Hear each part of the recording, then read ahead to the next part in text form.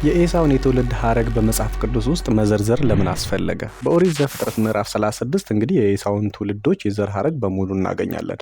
ይህም በመጽሐፍ ቅዱስ መዘርዘር ያስፈለገው ለምንድን ነው? በቀጣይ በምናያቸው በሌሎች መጽሐፍት ላይ የኤዶማውያን ትውልድ ተብሎ የሚጠቀሱ ትውልዶችና ነገስታት፣ ኃላፊዎች፣ አለቆች ስላሉ ነው። ኤዶም የሚባለው እንግዲህ የኤሳው ሌላኛው ስሙ ነው። ስለዚህ በዚህ ውስጥ የምንረዳ ሁለት ነገር አለ። የመጀመሪያው እግዚአብሔር ለአብርሃምና ለይስሐቅ ቃል እንደገባላቸው ሁሉ ዘሮቻቸው እንደሚያበዛላቸው ነግሯቸው ነበረ። ከዘሮቻቸው መካከል እንግዲህ ቀድሞ እስማኤል በሀብት በልጆች በልጽጎ ነበር። አሁንም ቢሆን የይስሐቅ ልጅ ኤሳው ወይም ደግሞ የያዕቆብ ወንድም ማለት ነው። እሱም በሀብትም በልጆችም መበልጸጉ እንመለከታለን። በሀብት በጣም ከመበልጸጉ የተነሳ እንደውም ከያዕቆብ ጋር አንድ ሀገር መቀመጥ ስላልቻሉ ወደ ሌላ ቦታ እንደቀየረ በዚሁ ምዕራፍ ውስጥ ይነግረናል። ስለዚህ እግዚአብሔር ለአባቶች የገባላቸውን ቃል ፈጽሟል ማለት ነው። ሁለተኛው ደግሞ የኤዶማውያን ትውልድ ቅድም እንደነገርኳችሁ በሌሎች መጽሐፍት ሎሪት ባሉት ትውልዶች የኤዶማውያን አለቆች ተብሎ የሚጠቀሱ ስላሉ ቀድሞ ለዝግጅት እንዲሆን እነዚህን ትውልዶች በመጽሐፍ ቅዱስ ጠቅሷቸዋል ማለት ነው።